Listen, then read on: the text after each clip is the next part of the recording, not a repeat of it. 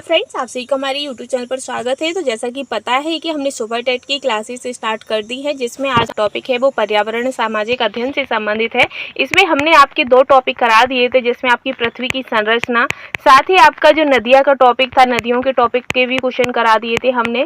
और इसके बाद हमने पर्वतों का टॉपिक भी करा दिया था। जो पर्वत है, पर्वत से संबंधित जो भी इंपॉर्टेंट क्वेश्चन है वो हमने कंप्लीट करा दिए थे। तो आज जो हम आपको कराने वाले हैं, तो आज का जो हमारा टॉपिक रहेगा, आज का हमारा टॉपिक रहेगा भारत के प्रकार, यानी कि पठारों से संबंधित भी आपके क्वेश्चन एग्जामिनर क्वेश्चन पूछता है। तो भारत के जितने भी आपके प्रमुख पठार हैं उससे संबंधित क्या क्वेश्चन पूछ सकते हैं एग्जामिनर, वो सभी हम लेकर हाजिर हो चुके हैं। तो चलिए हम स्टार्ट करते हैं। तो जो हमारा पहला पठार कौन सा है? दक्कन का पठार। तो दक्कन का पठार जो है वो भारत का सबसे बड़ा पठार है, जो कि मध्य एवं दक्षिण भारत के राज्यों में विस्तारित विभिन्न भागों में भिन्न भिन्न नामों से संबोधित है। अब इसमें ये जो आपका आंध्र प्रदेश में तेलंगाना पठार, यानी कि जो आपका दक्कन का पठार है उसे आंध्र प्रदेश में तेलंगाना का पठार कहते हैं। वहीं उत्तर जो पूर्वोत्तर भाग है उसमें छोटा नागपुर का पठार उपस्थित है। ठीक है, आगे है आपका छोटा नागपुर। तो जो छोटा नागपुर है वो दक्षिण के जो पठार है उसके पूर्वोत्तर विस्तार का 65,000 वर्ग किलोमीटर का ही हिस्सा है, जिसके अंतर्गत आपका झारखंड, उड़ीसा, पश्चिम बंगाल, बिहार, छत्तीसगढ़ तक विस्तारित एक महाद्वीपीय पठार है। ठीक है, फिर आता है आपका कार्ली आंगला पठार। तो जो कार्ली आंगलांग जो पठार है वो आपका पूर्वोत्तर राज्यों में विस्तारित है, जिसकी जो ऊंचाई है वो 30 मीटर है। कितनी है? 30 मीटर है। ठीक है, फिर आता है आपका मेघालय पठार। तो जो मेघालय पठार है वो मेघालय राज्य में स्थित है, और ये जो दक्कन का पठार है उसी का एक भाग है। मालवा का पठार। तो जो मालवा का पठार है वो आपका मध्य प्रदेश में है स्थित है, और इसी में आपका दक्षिण पूर्वी राजस्थान, गुजरात में भी ये अवस्थित होता है। और जो ये मालाबार का पठार है ये आपका काली मिट्टी और कपास की मिट्टी के लिए काफ़ी ज़्यादा प्रसिद्ध है। ठीक है, आगे है शिलांग का पठार। तो जो शिलांग का पठार है ये आपका पूर्वोत्तर राज्य के पूर्वी भाग में अवस्थित है। कहाँ पर है? पूर्वोत्तर राज्य मेघालय के पूर्वी भाग में स्थित है।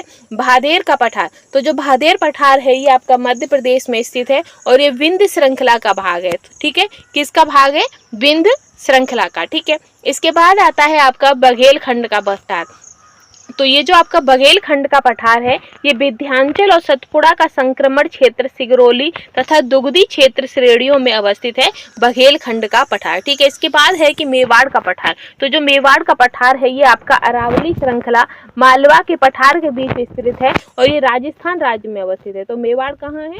राजस्थान। ठीक है, फिर आता है दंडकारण्य का पठार। तो जो दंडकारण्य का जो पठार है ये ओडिशा, छत्तीसगढ़, आंध्र प्रदेश राज्यों में स्थित है, और इसी पर बेलाडिला लोहे की खदान स्थित है। तो इसमें से क्वेश्चन आपका क्या बन सकता है? इसमें से क्वेश्चन बन सकता है कि जो बेलाडिला की लोहे की जो खदान है वो कहाँ स्थित है। तो आपका आंसर हो जाएगा कि ये जो खदान है वो आपके दक्कन पठार पर स्थित है, और ये दक्षिण पश्चिमी भाग का मलकानगिरी पठार नाम से भी जाना जाता है। मलकानगिरी पठार के नाम से कौन जानता है? तो जो दंडकारण्य का पठार है वो जाना जाता है। ठीक है, इसी के साथ हम आगे चलेंगे। तेलंगाना का पठार। तो जो तेलंगाना का जो पठार है वो आंध्र प्रदेश के पश्चिमी भाग में अवस्थित है, और ये दक्कन पठार का उत्तरी पूर्वी भाग है। कौन सा भाग है? उत्तर पूर्वी भाग है। ठीक है, इसी के साथ हम आगे बढ़ेंगे। कर्नाटक का पठार। तो जो कर्नाटक का पठार है ये आपका कर्नाटक राज्य में स्थित है, और दक्षिण भाग मैसूर पठार नाम से प्रचलित है। ठीक है, जो कि तुंगभद्रा, इसी पर कृष्णा और कावेरी नदी का प्रवाह तंत्र भी स्थित है।